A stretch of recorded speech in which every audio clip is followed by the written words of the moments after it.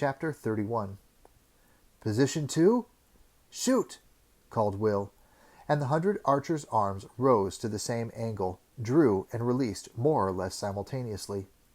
The slithering hiss of the release was magnified 100 times, and Will and Horace watched in satisfaction as a dark cloud of arrows arced across the intervening space to the target that had suddenly popped up. Evanlyn was sitting on an old broken cart a few meters behind the line of archers, watching the scene with interest. They could hear the distinctive soft thudding of arrows striking into the turf around the target, and the harder, clearer smack of those arrows that actually hit it. "Shields!" bellowed Horace. Beside each archer, a foot soldier stepped forward with a rectangular wooden shield held on his left arm, positioned to cover both himself and the archer as he reloaded. It had been an idea the warrior apprentice had come up with while he'd been watching an earlier practice shoot. Will had readily adopted the improvement. With only 100 archers, he couldn't afford to lose any to the return fire the Temujai were sure to mount once they saw his men in action. Will glanced quickly around to make sure his men were ready for the next shot. Then he turned back to the practice field, searching for the next target to appear. There! As the team of men behind him hauled on a set of ropes, another flat board swung up out of the grass. But he had nearly missed the movement, waiting to see the archers were ready. He felt a slight twinge of panic. Things were moving too fast. "Clear!" he called, wishing his voice wouldn't tend to break when he did this, and the shield-bearers stepped clear. "Half right, position 3, shoot!" Again they heard the slithering hiss. Another cloud of arrows cast its fleeting shadow across the field and riddled the area around the target. Already another target was rising out of the grass, much closer this time. "Shields!" Horace called again, and once more the archers were hidden from return fire. As he ordered his men to do this, Horace performed the same action, concealing Will behind one of the large shields.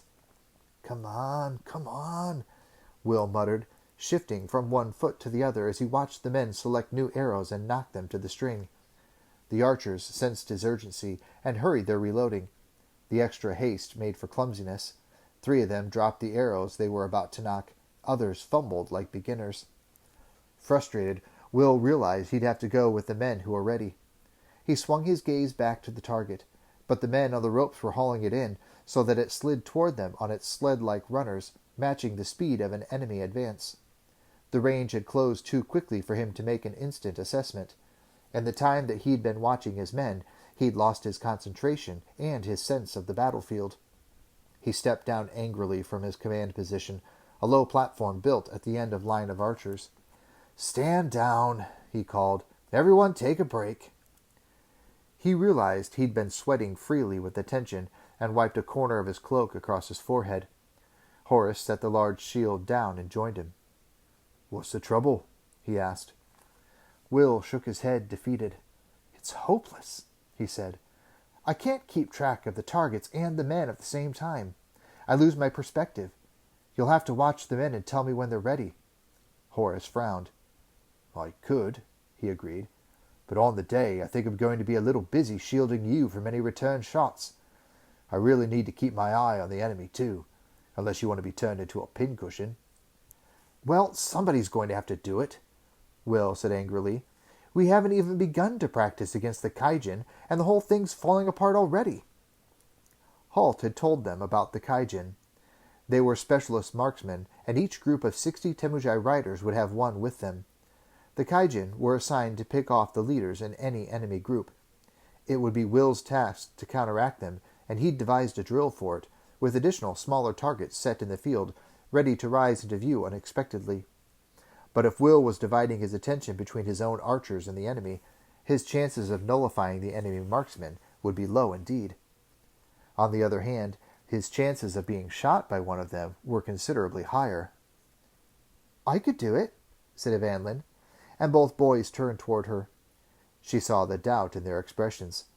"I could do it. I could keep an eye on the archers and call when they're ready." "But that'd put you in the battle line," Horace objected instantly. "It'll be dangerous." Evanlyn shook her head. She noticed Will hadn't objected so far. She could see he was at least considering her idea. She hurried on before he could veto the suggestion. "The archers aren't actually in the front line. You'll be behind it, and protected by a trench and an earth mound. You could build me a kind of dugout at the end, beneath your command position. I'd be safe from arrows there. After all, I don't need to see the enemy, just your men." "But what if the Temujai break through our line?" Horus said. "You'll be right in the middle of them." Evanlyn shrugged. "If the Temujai break through, it won't matter where I am. We'll all be dead. Besides, if anyone else is taking a risk, why shouldn't I?" Horus was wise enough not to reply, "Because you're a girl," and he had to admit that she had a point. But he wasn't convinced. He turned to Will. "What do you think, Will?" he said. He expected the apprentice ranger to agree with him, and was a little surprised when Will didn't answer immediately. "I think," Will said slowly, "she may be right. Let's try it." "Ready?" Evanlyn called calmly. She was crouched below the platform where Will and Horus stood. "Clear?" That was Horus. The shield-bearers dropped to one knee beside the archers. "Left, left. Position 1. Shoot!" The volley was ragged, and Will knew that it was his fault. He'd called the order to shoot a fraction too quickly, and some of the men hadn't reached full draw. He mentally kicked himself.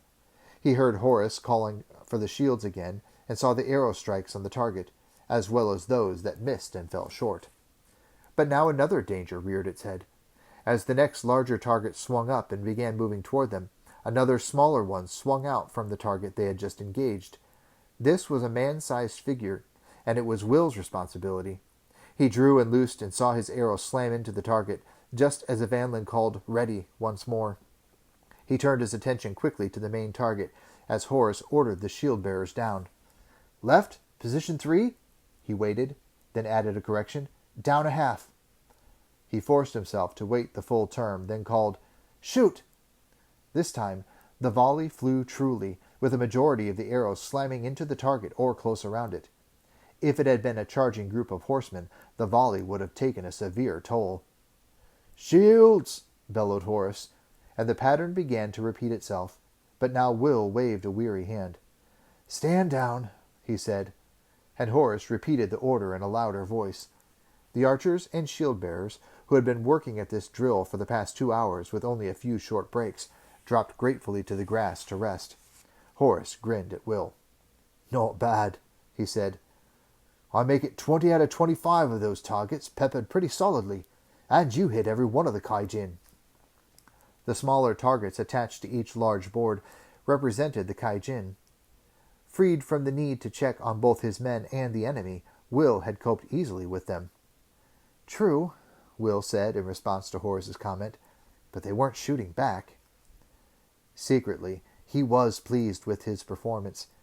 He had shot well, in spite of the distractions involved in estimating range and trajectory for the larger group. He grinned at Horus and Evanlyn. It was good to feel some of the old camaraderie back. "Nice work, everyone," he said, then, raising his voice, "Let's take a break for half an hour." There was a murmur of satisfaction from the archers, and they moved to the side of the practice area, where barrels of drinking water were available. Behind Will, a familiar voice spoke. "Take a break for the rest of the day. You've done enough for the moment." The 3 young Araluans turned at the sound of Halt's voice. Instantly, Will felt reinvigorated, bursting with curiosity about the events at Sand Creek Bay. "Halt!" he cried eagerly. "What happened? Were the Temujai there? Did you manage to fool them?" But Halt held up a hand to stop the flow of questions he knew what he was about to face. He was troubled by what he had just seen as he approached. "Why have you got Evanlyn involved in this, Will?" he asked. He saw the hesitation in the young man's eyes, then saw his jaw set in a determined line. "Because I need her, Halt. I need someone to keep track of the men, to let me know when they're ready. Without that, the system won't work." "Couldn't someone else do that?" "I can't think of anyone else I can trust. I want someone who won't panic, someone who will keep her head." Halt scratched his beard thoughtfully. "How do you know Evanlyn won't panic?" The answer came immediately. "Because she didn't in Celtica. At the bridge." Halt looked at the 3 young faces before him, all set, all determined. He knew Will was right. He would need someone he could trust. "All right, then," he said, then added as the three beamed at him, "But don't look so happy about it. I'm the one who'll have to explain to her father if she's shot." "Now what about the Temujai?" Will asked. "Did you find them at Sand Creek Bay?" At the mention of Slegor's plot, the smile in Evanlyn's face faded, replaced by a look of anxiety. "They were there," Halt said quickly, dispelling her worst fears. "And they made it clear that they were expecting to see Slegor." He nodded at the girl as she let go a pent-up breath in relief. "It puts a different complexion on things as far as you're concerned, Princess," he said. "Ragnak still has his vow," she said dully. Halt nodded. "True, but at least he's agreed not to act on it until after we've driven off the Temujai." Evanlyn made an uncertain little gesture with her hands. "It's just postponing things," she said. "Problems postponed have the habit of solving themselves more often than not," Halt told her, putting an arm around her slim shoulders. Evanlyn smiled at him, but it wasn't much of a smile. "If you say so," she replied. "But Halt, don't address me as Princess, if you would. No point in reminding Ragnak about me at every opportunity." The ranger nodded. "I stand corrected," he said. Then he added, in a lower tone that only Evanlyn heard, "By the way, there's no need to mention it to him, but don't be too surprised if Eric's wolf ship is standing by to get you out of here the minute we've got these blasted Temujai off." She looked up at him, hope in her eyes. He met her gaze and nodded meaningfully. She looked from him to the burly Skandian Jarl, who was now approaching over the field. Then she leaned forward to kiss Halt lightly on the cheek. "Thanks, Halt," she said softly. "At least I know there is an alternative." The ranger shrugged and grinned at her. "That's what I'm here for," he said, pleased to see the light of hope back in her eyes. She smiled at him again and slipped away, heading back to her quarters. All at once, overwhelmed by her sense of relief that Halt had contrived a possible way out of her predicament, she felt the need to be alone for a while. Some of the Skandians who had been working the targets were calling to Eric now as he came closer, wanting to know how the events had turned out at Sand Creek Bay. As the Jarl confirmed Slegor's treachery, there were angry mutterings and dark looks cast toward the lodge, where Slegor was being held under guard. "What about the Temujai, Eric?" Will asked. "How did you convince them to go ashore at Falkirk Island?" Eric's laughter rang around the practice field. "We would have to fight to stop them," he told the assembled audience. "They were scrambling over each other to get back on solid land." The Skandians in the crowd standing around him echoed his laughter as he continued. "I managed to find a spot where we had the wind from astern, a steep head sea on our starboard quarter, and a tide race through the narrows at the same time. A few hours of that, and our fierce horse riders were like little lambs, sick little lambs." "They weren't the only ones," Halt replied with some feeling. "I've been through some rough seas in my time, but I've never felt anything like the plunging and leaping you had us doing." Once again Eric bellowed with laughter. "Your master here, with nearly the same shade of green as his cloak," he told Will. Halt raised one eyebrow. "At least I found a use for that blasted helmet," he said, and the smile disappeared from Eric's face. "Yes, I'm not sure what I'm going to tell Gordoff about that," he said. "He made me promise I'd look after his helmet. It's his favourite, a real family heirloom." "Well, it certainly has a lived-in feel to it now," Halt told him, and Will noticed there was a hint of malicious pleasure in his eye. The ranger nodded at the group of archers who were standing by. "You seem to have this group working pretty well," he said.